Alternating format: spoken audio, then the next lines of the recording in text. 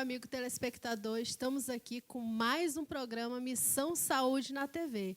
E como não poderíamos deixar de falar aí a respeito dessa pandemia, pessoal, que já está aí quase, nós já vamos fazer aí 1 ano de pandemia, principalmente aqui a gente estava discutindo nos bastidores aqui em Marabá, nos nossos relatos aqui, que é a nossa memória, que começou aí em março, né, por volta do dia 12, dia 13, é isso, Albert?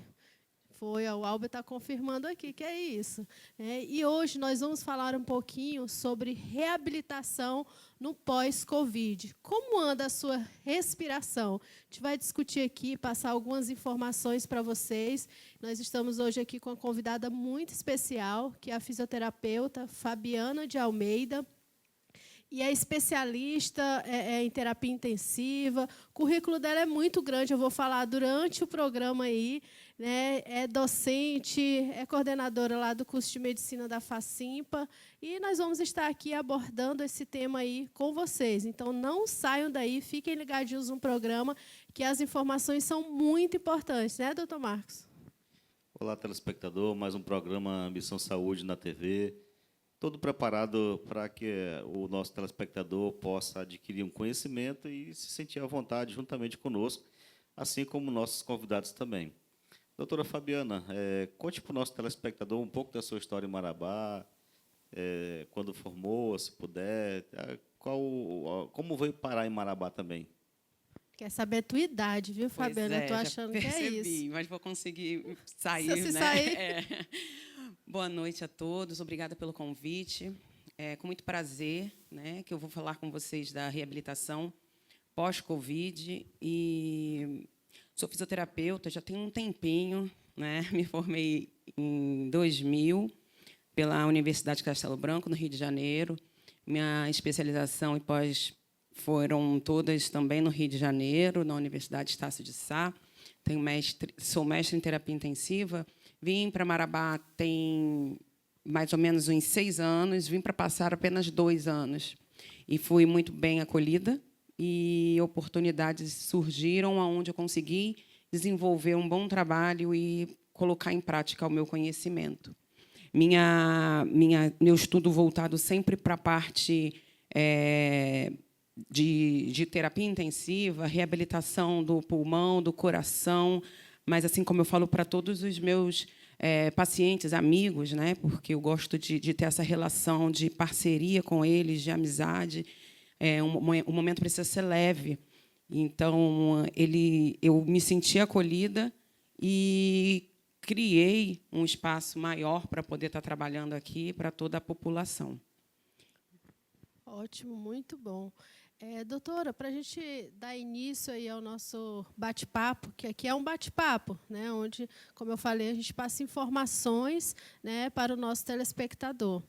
E eu já queria começar perguntando para a senhora o seguinte: apesar de esforços voltados para o tratamento hospitalar, pacientes graves da Covid podem apresentar sequelas que necessitam de reabilitação pós-alta? Isso é verdade? É mito? Fala um pouquinho para a gente a respeito disso. Isso é muita verdade, né?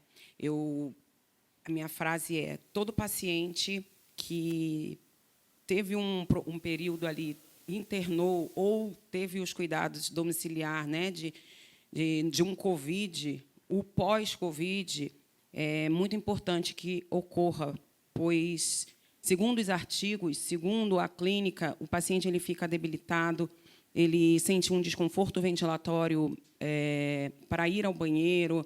Então, a gente entende que a fisiologia do corpo da pessoa muda. E, por conta desse perfil de cansaço, a pessoa acaba ficando mais paradinha, não quer levantar, então, automaticamente, vai perdendo força da musculatura. E a gente sabe que, para a nossa respiração funcionar bem, eu preciso inspirar um volume e expirar um outro volume. E, para isso acontecer bem, eu preciso ter força muscular.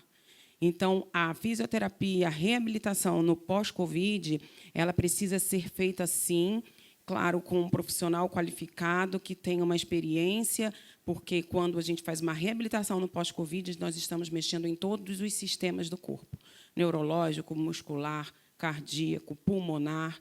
Então, realmente, a gente precisa ter bastantes critérios, tem que ser uma avaliação específica para cada pessoa. Eu não posso atender um paciente agora e o próximo que chegar para mim, eu vou usar a mesma coisa. Pode até ser que seja a mesma coisa, porém, com parâmetros diferentes, porque é individualizado o atendimento. Doutora Fabiana, assim, antes de perguntar, quero aproveitar a sua presença está aqui, parabenizar o serviço de fisioterapia, que é um serviço que é fundamental, não somente intra-hospitalar, mas também nas unidades, na recuperação. Nós acompanhamos, minha vivência como médico, acompanha muito paciente que já passou por traumas, problemas, acidente vascular, e, acompanhado, tem conseguido reabilitar muitos casos. Então, parabéns para a fisioterapia. Mandar aqui o parabéns para um agradecimento também para as fisioterapeutas do Hospital Municipal e a equipe lá do Hospital Regional também, que eu estive em tratamento lá, foi muito bem atendido. Então, minha gratidão. Uma pergunta, doutora Fabiana, que é comum no consultório, deixa sequelas o Covid? É quase que assim, uma pergunta imediata dos pacientes quando adentram no consultório, quando tiveram Covid, eles querem logo saber das sequelas, se tem sequelas. Sim. Um ponto antes para eu falar, né, sobre o momento que o paciente está internado. É muito importante que ele tenha acompanhamento com um fisioterapeuta, sim, dentro do hospital. Faz toda a diferença na alta, tendo em vista o conhecimento na área de estarmos ali otimizando o desconforto ventilatório, de estarmos trabalhando para prevenir mais complicações no nosso pulmão. Então, o fisioterapeuta ele entra no primeiro momento, por mais que a gente saiba que o repouso naquele momento seja importante para o paciente, mas quando o fisioterapeuta está ali atendendo, ele faz as condutas voltadas para poder evitar complicações pulmonares. E, em relação às sequelas, sim, as sequelas elas aparecem de acordo com o nível, né, onde o paciente se encontrou durante o período de Covid. E como é que nós vamos saber como que esse paciente teve? Foram sinais leves? Foram sinais moderados? Foram sinais graves? Então, em cima desse leve, moderado ou grave, é que a gente começa a perceber as sequelas durante uma anamnese bem feita, né? Então, normalmente, uma pessoa que tem uma sequela leve, ela provavelmente vai ficar ali com aquela falta, né, de sentir o cheiro, o paladar e um cansaço respiratório, se for para falar por muito tempo. E, basicamente, é isso. Uma frequência cardíaca um pouquinho mais alta, porque o metabolismo está maior. E o moderado já entra um pouquinho mais de complicações, né? Já não consegue caminhar por muito tempo, já cai a saturação ao esforço, não consegue ter uma fala longa.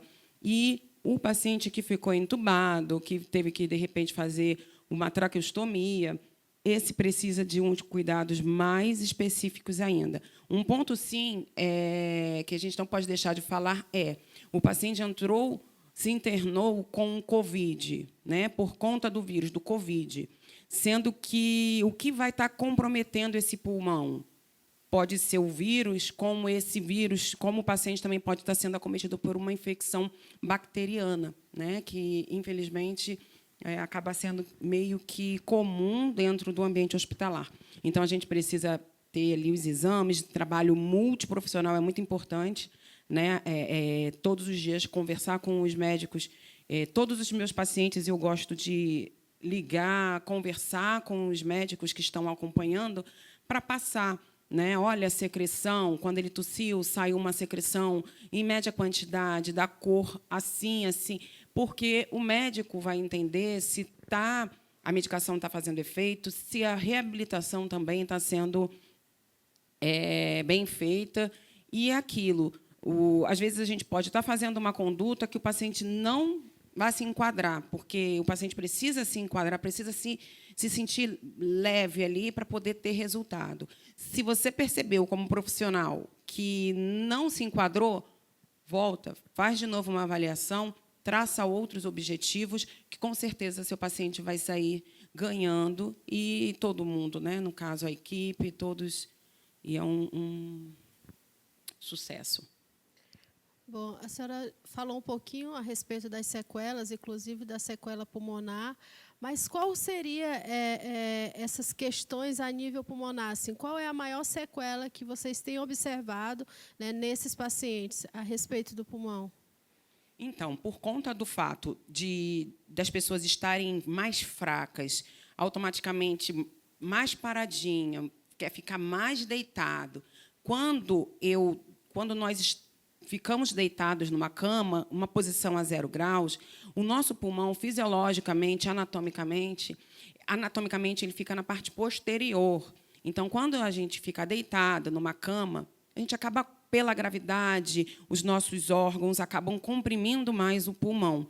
E isso dificulta, já tem a força reduzida, isso dificulta com que a pessoa consiga inspirar. Para eu fazer essa inspiração, puxar o ar, eu preciso ter força dos músculos inspiratórios, principalmente o diafragma, né? Então, se eu não tenho essa capacidade, essa força, a tendência é que qualquer pessoa comece a superficializar a ventilação, que é o quê? Se está fraco, vai puxar só assim, um pouquinho, não vai ter aquela inspiração profunda.